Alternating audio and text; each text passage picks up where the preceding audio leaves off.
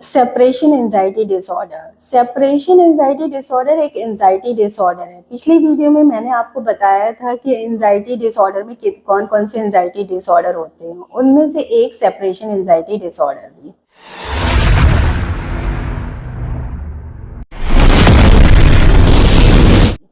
जैसे कि आपको नाम से पता चला है, सेपरेशन एंजाइटी मीन्स जब भी हम किसी से बहुत अटैच होते हैं, जिससे हम बहुत प्यार करते हैं, चाहे वो मम्मी हो, पापा हो, गर्लफ्रेंड हो, बॉयफ्रेंड हो, हस्बैंड हो, वाइफ हो, बच्चे हो, जिससे भी हम अटैच हैं, जब हम उससे दूर जाते हैं, सेपरेट होते हैं, उसमें हमें बहुत ज़्यादा सिम्टम्स आने लगे एंजाइटी के, और हम परेशान होने लगे, डिस्ट्रेस होने लगे, या फिर हम घर से बहुत अटैच हों, घर से अलग जाएं, तब ऐसे सिम्टम्स आने लगे।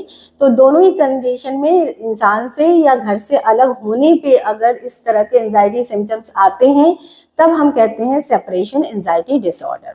लेकिन सबसे मोस्ट इम्पॉर्टेंट बात क्या होती है कि anxiety disorder, separation anxiety disorder कब कहते हैं? जब वो पूरा क्राइटेरिया फुलफिल करे। तो इसके 4 मेन क्राइटेरिया हैं जिसको फुलफिल करना जरूरी है, तब जाके हम कहेंगे सेपरेशन एंजाइटी डिसऑर्डर। पहले में 8 पॉइंट है, जिसमें से 3 होना जरूरी है। वो क्या है? पहला है जो मैंने बताया कि सेपरेट होंगे, तब अगर आपको एंजाइटी रिकरेंट बार बार वो सिम्टम्स आ रहे हैं और हर बार आपको वैसे फील हो रहा है, हर बार आप बहुत परेशान हो जा रहे हैं अलग होकर के, तो ये पहला पॉइंट। दूसरा पॉइंट ये है कि आपको उस अटैच पर्सन को खोने का डर बन जाए, यानी कि उस कोई बीमारी से वो ना मर जाए या कुछ उसको हो ना जाए, ऐसी फीलिंग, ऐसी थॉट आपको आने लगे। तीसरा पॉइंट क्या है? जिसमें आपको ये लगे कि कुछ उसको नेचुरल डिजास्टर से, यानी अर्थक्वेक ना आ जाए, वो मर जाए, या फिर वो कहीं किडनैप ना हो जाए, कहीं उसे कुछ हो ना जाए। फोर्थ पॉइंट क्या है? फोर्थ पॉइंट पे वो मतलब उस पर्सन से डिटैच ना होने की वजह से स्कूल जाना रिफ्यूज कर देगा, ऑफिस जाना रिफ्यूज कर देगा, वो ऑफिस नहीं जाएगा, स्कूल नहीं जाएगा, कहीं भी जाएगा नहीं। पांचवा पॉइंट क्या है? पांचवे में वो उस पर्सन के बिना घर में भी रहना पसंद नहीं करेगा, यानी उस पर्सन को भी बाहर जाने से रोकेगा, और वो सोचेगा नहीं नहीं ये नहीं जाए। अगर वो चला गया तो वो वहां घर में नहीं रह पाएगा, उसे डिस्ट्रेस होने लगेगा, उसे टेंशन होने लगेगी, उसे एंजाइटी सिम्टम्स आने लगेंगे। छठा पॉइंट क्या है? कि उस पर्सन के बिना वो सो नहीं पाएगा, उसे नींद ही नहीं आएगी जब तक वो पर्सन उसके साथ ना हो, अटैच पर्सन ना हो, या फिर वो अपने घर में ना हो, जब तक नहीं सो पाएगा। किसी और के घर जाके सो नहीं सकता, वो अपने ही घर में सोएगा और दूसरे के घर में नहीं सो पाएगा, और अपने अटैच पर्सन जो है उसके साथ ही मतलब वो सो सकता है। वो अगर नहीं है अटैच पर्सन तो उसके बिना वो उसको नींद ही नहीं आए। सातवां पॉइंट क्या है? कि जिसमें आपको नाइटमेयर्स यानी सपने आने लगे, वो भी वो सपने आए जिसमें आपको ये लगने इंसान मुझसे बिछड़ रहा है किसी वजह से, या मैं उससे सेपरेट हो रही हूँ। तो इस तरह के अगर नाइटमेयर्स आने लगे, सपने आने लगे। आठवां पॉइंट क्या है? कि जिसमें आपको सिम्टम्स आएंगे, यानी कि हेडेक, आप जैसे ही सेपरेट होंगे सीवियर हेडेक होने लगेगा, यानी आपको बहुत तेज सर दर्द होने लगेगा, आपको बहुत तेज पेट दर्द होने लगेगा, स्टमक एक हो जाएगा, आपको नोजिया, वोमिटिंग जैसी फील आने लगेगी, यानी कि अभी उल्टी होने वाली है, या फिर आपको उल्टी होने लगेगी। वो किसी भी पर्सन को 3 पॉइंट, अगर 3 इसमें से आ रहे हैं, 3 कोई भी, तो उसका वो पहला पॉइंट कवर हो जाता है। तो दूसरा मेजर पॉइंट क्या है? दूसरे मेजर पॉइंट पे हम ड्यूरेशन की बात करते हैं कि कितने टाइम तक इस तरह के सिम्टम्स आएंगे, तब हम कहेंगे कि किसी को सेपरेशन एंजाइटी डिसऑर्डर है।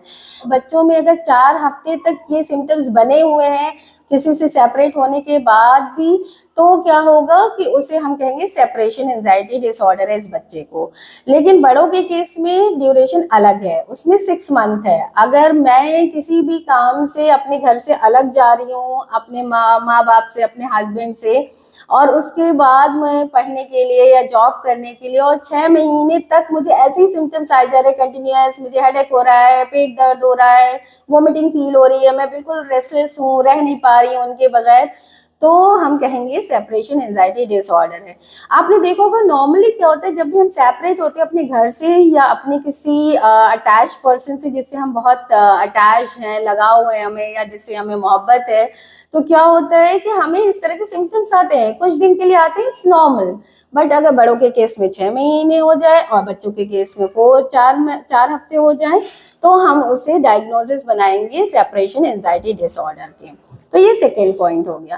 थर्ड पॉइंट क्या हो गया? थर्ड पॉइंट में यानी कि आपको इतना ज्यादा एंजाइटी फील हो रही है, इतने ज्यादा इसके सिम्टम्स आ रहे हैं कि आपकी परफॉर्मेंस लो होती जा रही है या परफॉर्म नहीं कर पा रहे हैं अपनी डेली रूटीन में, यानी कि जॉब में, स्कूल में, मीटिंग में, तो भी हम कहेंगे कि सेपरेशन एंजाइटी डिसऑर्डर हो रहा है इसको।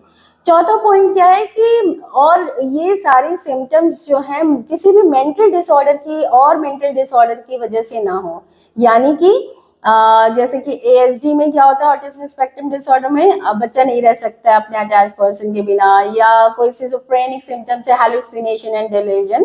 तो किसी और मेंटल डिसऑर्डर की बीमारी की वजह से अगर वो उसको इस तरह के सिम्टम आ रहे हैं, तब हम नहीं कहेंगे कि उसे सेपरेशन एंजाइटी डिसऑर्डर है।